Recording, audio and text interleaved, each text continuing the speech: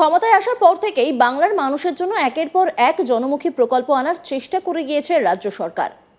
শিক্ষা, স্বাস্থ্য, খাদ্য সহ প্রায় সমস্ত ক্ষেত্রেই বিভিন্ন ধরনের জনকল্যাণমূলক প্রকল্প নিয়ে এসেছে রাজ্য। ফলে ব্যাপক সুবিধা পেয়েছে সাধারণ মানুষ। এই সমস্ত প্রকল্পগুলিকে ঘিরে অনেক সময় কাটমানি চাওয়া বা দুর্নীতির অভিযোগ উঠেছে। যদিও সাধারণ মানুষের কল্যাণে বারে বারে উদ্যোগী হতে দেখা গিয়েছে মমতা বন্দ্যোপাধ্যায়ের সরকারকে। তারই একটি বাংলার আবাস যোজনা। সম্প্রতি নবান্ন সভাঘরে আয়োজিত এক অনুষ্ঠানে ৪২ জন উপভোক্তার হাতে আবাস তৈরির প্রথম কিস্তির অর্থ তুলে দিয়েছেন মুখ্যমন্ত্রী। এবার জেনে নেওয়া যাক কারা পাবেন এই স্কিমের সুবিধা, কিভাবেই বা সুবিধা পাওয়া যাবে। জেনে নেওয়া যাক এই প্রকল্পের যাবতীয় খুঁটিনাটি। বাংলা আবাসের বাড়ি পেতে হলে অবশ্যই ব্যক্তিকে ভারতের বাসিন্দা হতে হবে। আবেদনকারীর বয়স হতে হবে 18 বছর বা তার বেশি। বিপিএল তালিকাভুক্ত এমন ব্যক্তিদের আবেদনই গৃহীত হবে, অর্থাৎ যাদের নিজস্ব বাড়ি নেই বা আর্থিক দিক থেকে পিছিয়ে তারাই এই সুযোগ পাবেন।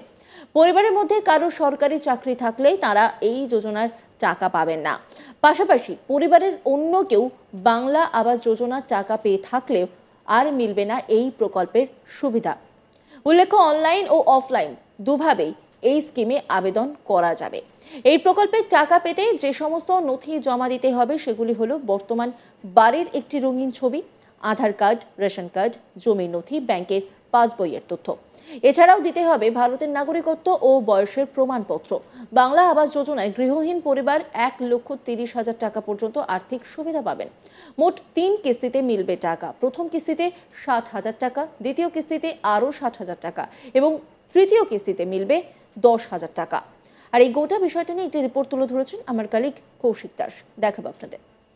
কারা পাবেন বাংলা আবাস যোজনার বাড়ি? প্রথমত, যারা দারিদ্র্যসীমার নিচে বসবাস করেন, অর্থাৎ তাদের বিপিএল তালিকাভুক্ত হতে হবে। অন্নপূর্ণা অন্তর্দয় যোজনা যাদের রয়েছে, অর্থাৎ বিপিএল তালিকাভুক্ত রেশন কার্ড যাদের রয়েছে, এবং এসসি, এসটি, ওবিসি, জেনারেল লোকেরাও পেতে পারেন যারা এসসি, এসটি, ওবিসির অন্তর্ভুক্ত নন।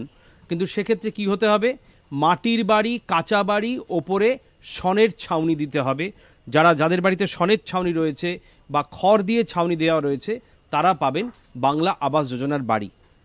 পশ্চিমবঙ্গের মুখ্যমন্ত্রী মমতা বন্দ্যোপাধ্যায় তিনি এই যে উপভোক্তা কারা পাবেন তাদের যে বৈশিষ্ট্য, সেখানে একটি জিনিস নতুন করে সংযোজন করেছেন। সেটা কি না, অ্যাসবেস্টার্স বা টিনের ছাদ হলে পরেও তারাও বাংলা আবাস যোজনার বাড়ি পাবেন। বার্ষিক আয় হতে হবে 1 লক্ষ টাকার মধ্যে এবং 1,20,000 টাকা থেকে 1,30,000 টাকা রাজ্য সরকার দেবে এই বাংলা আবাস যোজনার বাড়ির জন্যে। 3টে ইনস্টলমেন্টে দেওয়া যাবে, 60 এবং শেষ যে ইনস্টলমেন্ট সেটা হচ্ছে 10,000 টাকা। অর্থাৎ প্রথমে 60,000 টাকা, বাড়ি যখন তৈরি হচ্ছে মাঝপথে ছাদ ঢালাইয়ের আগে দিতে হবে 60,000 টাকা, সম্পূর্ণ বাড়ি শেষ হয়ে গেলে বাড়ির প্লাস্টার এবং রং করার জন্য দিতে হবে 10,000 টাকা। যদিও সেক্ষেত্রে রাজ্য সরকার কিছু নিয়ম করে দিয়েছে যাতে এই বাংলা আবাস যোজনায় কোনো রকম দুর্নীতি না থাকে।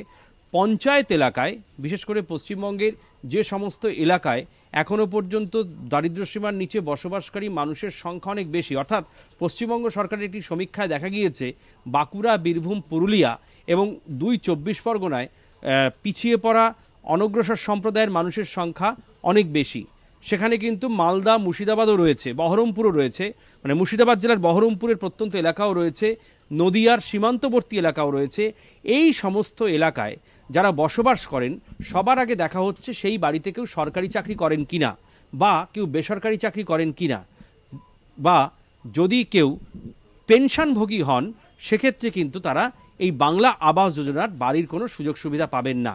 যাদের এই সমস্ত সুযোগ নেই, সুবিধা নেই, অর্থাৎ যাদের পেনশন নেই মানে অবসরকালীন ভাতা নেই, যারা সরকারি চাকরি করেন না, যারা বেসরকারি চাকরি করেন না, অর্থাৎ ক্ষেত মজুর, মাঠে কাজ করেন কৃষক, রিক্সা চালান, লোকের বাড়িতে পরিচারিকার কাজ করেন, মৎস্যজীবী, যারা একদম বিপিএল তালিকাভুক্ত, সেই সব মানুষদেরই কিন্তু বাংলা আবাস যোজনার বাড়ি দেওয়া হচ্ছে।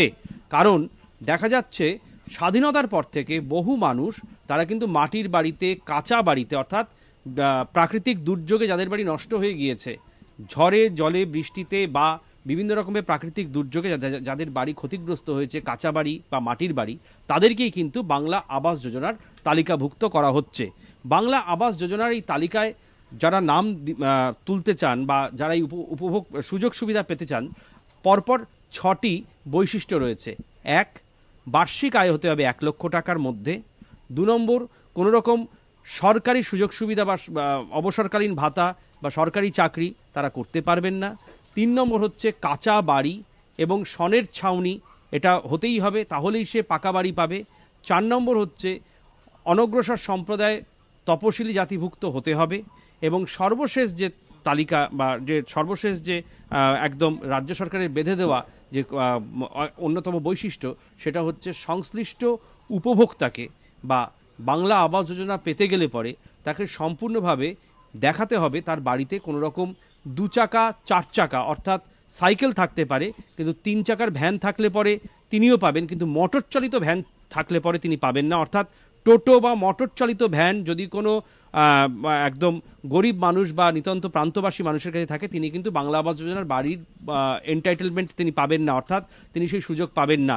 যদি তার বাড়িতে কোনো ইলেকট্রিসিটি কানেকশন থাকে তাহলে তিনি বাংলা আবাস যোজনার বাড়ি পাবেন, কিন্তু বাড়িতে যদি কোনো রকম ইলেকট্রনিক একদম সরঞ্জাম থাকে বেশ কিছু, সেক্ষেত্রে তারা কিন্তু বাংলা আবাস যোজনার বাড়ি পাবেন না। স্পষ্টতই মমতা বন্দ্যোপাধ্যায়ের দপ্তর অর্থাৎ পশ্চিমবঙ্গ সরকারের অর্থ দপ্তর থেকে বেঁধে দেওয়া হয়েছে যে কাঁচা বাড়ি হতে হবে, কোনো রকম আধুনিক প্রযুক্তি বা সরঞ্জাম যিনি ব্যবহার করেন না তিনি বাংলা আবাস যোজনার বাড়ি পেতে পারেন। প্রাকৃতিক দুর্যোগ থেকে রক্ষা করার জন্যেই এই বাংলা আবাস যোজনার বাড়ির প্রকল্পটি চালু করা হয়েছিল রাজ্য সরকারের পক্ষ থেকে, এবং আগামী দিনে এই প্রকল্পটিকে সামনে নিয়ে পশ্চিমবঙ্গ সরকার কিন্তু এগিয়ে চলেছে যাতে আরও বেশ কিছু মানুষ এই বাংলা আবাস যোজনার বাড়ির সুবিধা পান। তার জন্য কিন্তু এই নিয়মটাকেও শিথিল করা হচ্ছে বলে জানানো হয়েছে। ক্ষমতায় আসার পর থেকেই বাংলার মানুষের জন্য একের পর এক জনমুখী প্রকল্প আনার চেষ্টা করে গিয়েছে রাজ্য সরকার। শিক্ষা, স্বাস্থ্য, খাদ্য সহ প্রায় সমস্ত ক্ষেত্রে বিভিন্ন ধরনের জনকল্যাণমূলক প্রকল্প নিয়ে এসেছে রাজ্য, ফলে ব্যাপক সুবিধা পেয়েছে সাধারণ মানুষ। এই সমস্ত প্রকল্পগুলিকে ঘিরে অনেক সময় কাটমানি চাওয়া বা দুর্নীতির অভিযোগ উঠেছে। যদিও সাধারণ মানুষের কল্যাণে বারে বারে উদ্যোগী হতে দেখা গিয়েছে মমতা বন্দ্যোপাধ্যায়ের সরকারকে। তারই একটি বাংলার আবাস যোজনা। সম্প্রতি নবান্ন সভাঘরে আয়োজিত এক অনুষ্ঠানে 42 জন উপভোক্তার হাতে আবাস তৈরির প্রথম কিস্তির অর্থ তুলে দিয়েছেন মুখ্যমন্ত্রী। এবার জেনে নেওয়া যাক কারা পাবেন এই স্কিমের সুবিধা, কিভাবেই বা সুবিধা পাওয়া যাবে। বলা হচ্ছে যে বাংলা আবাসের বাড়ি পেতে হলে অবশ্যই ব্যক্তিকে ভারতের বাসিন্দা হতে হবে। আবেদনকারীর বয়স হতে হবে 18 বছর বা তার বেশি। বিপিএল তালিকাভুক্ত এমন ব্যক্তিদের আবেদনই গৃহীত হবে, অর্থাৎ যাদের নিজস্ব বাড়ি নেই বা আর্থিক দিক থেকে পিছিয়ে তারাই এই সুযোগ পাবেন।